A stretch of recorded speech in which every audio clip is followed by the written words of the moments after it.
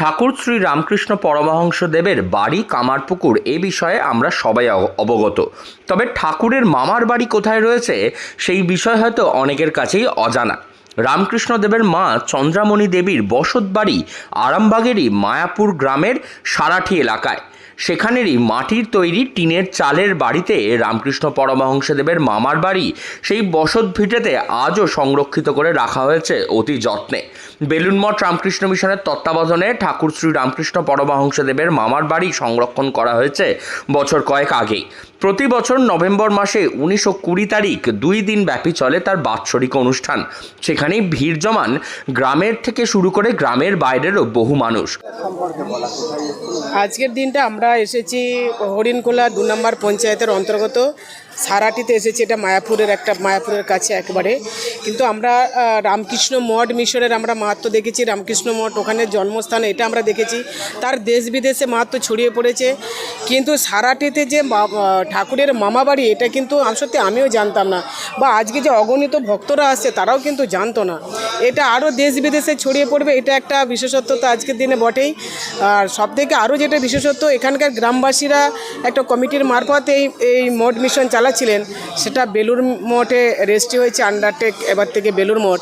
আগামী দিনে তো এটা বেলুড় মঠের একটা অংশ। আমরা চন্দ্রমণি থেকে রামকৃষ্ণ এবং বেলুড় মঠে একসাথে বেলুড় মঠে সকলে বেলুড় মঠে বড় মহারাজ তিনি এসেছেন। রামকৃষ্ণ মঠ মিশনের আমাদের বড় মহারাজ স্বামী লোকোত্তরানন্দজি এনার এসেছেন। সকলে মিলেমিশে একটা এই ধর্মীয় যে পীঠস্থান আজকে একটা অন্য রূপ নিল, এটা বলতে পারি।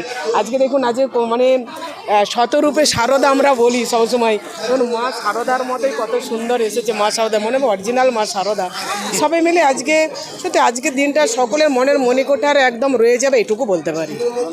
রামকৃষ্ণ মঠ ও মিশনের তত্ত্বাবধানে রামকৃষ্ণদেবের মামার বাড়িতে তৈরি হয়েছে এক চন্দ্রামণি রামকৃষ্ণদেবের আশ্রম। প্রতি বছরই এই 19 ও 20 তারিখ 2 দিন ব্যাপী এখানে উৎসবের আয়োজন হয়।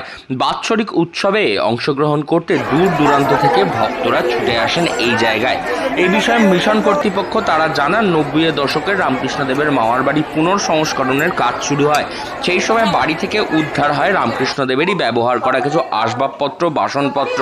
সেগুলিকে বর্তমানে সংরক্ষিত করে রাখা হয়েছে বেলুড় মঠে এবং 2017 সালে এখানে পাকাপাকিভাবে একটি আশ্রম স্থাপন করা হয় মিশনের তরফে। তারপর থেকেই প্রতি বছর এই বিশেষ দিনে এখানে বাৎসরিক অনুষ্ঠান উদযাপন করা হয়, যা দেখতে প্রতি বছর ভিড় জমান বহু সংখ্যক মানুষ।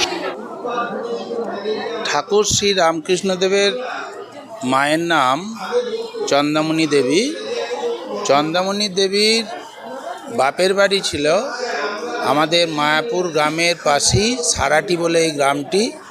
আমরা যে স্থানটিতে দাঁড়িয়ে আছি এটাই ঠাকুরের মায়ের পৈতৃক ভিটা।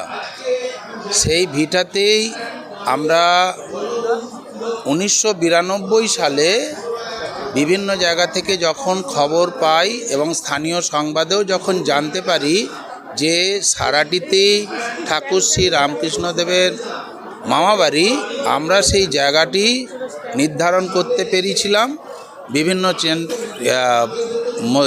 পরীক্ষামূলক মধ্য দিয়ে করে। আমরা এই আশ্রম জায়গাটি যখন পেলাম, সেই জায়গাটি দেখা গেল যে পরেশনাথ চট্টোপাধ্যায় ওই পরিবারের অধিগ্রহণ ছিল। বন্দ্যোপাধ্যায় পরিবার ওই চট্টোপাধ্যায় পরিবারকে বিক্রি করে দিয়ে তারা এখান থেকে উঠে চলে গেছিলো। তাদের পরিবারে এখনও আছে। ওনারা 1917 সালে যে আমাদের অনুষ্ঠান হয়েছিল 19শে নভেম্বর, এই ঠাকুর আমাদের যে মন্দিরটি প্রতিষ্ঠা হয়েছিল সেই সময় ওনারা এসেছিলেন। ওই যখন মন্দিরটি আমরা প্রথম আশ্রমটি তৈরি করি, ওই এখানে মন্দিরে দেবেন টিনের চালের, সেখানে যখন আমরা ভিত খুঁড়ি তখন সেখানে কিছু ঠাকুরের বাসনপত্র পাওয়া গেছিলো। সেগুলো আমরা বেলুড় মঠে সংরক্ষণে রেখেছি এবং একটি প্রস্তরস্তবক পাওয়া গেছে বন্দ্যোপাধ্যায় পরিবারের জগদ্ধাত্রী পুজো এই উল্লেখ্যে একটা প্রস্তরস্তবক পাওয়া গেছে, সেটা আমরা সংরক্ষণে রেখেছি। আরামবাগের মায়াপুর গ্রামের সারাটি এলাকায় আজও রয়েছে রামকৃষ্ণ পরমহংসদেবের মায়ের জন্মভিটে, যা বলা চলে রামকৃষ্ণদেবের মামার বাড়ি। মাটির তৈরি টিনের চালের এই বাড়িকে আজও সংরক্ষণ করে রাখা হয়েছে ভ্রমণ পিপাসু মানুষদের জন্য এবং যারা ইতিহাসের পাতা ঘাঁটতে ভালোবাসেন তাদের জন্য। হুগলি থেকে রাহি হালদার, লোকাল 18 বাংলা।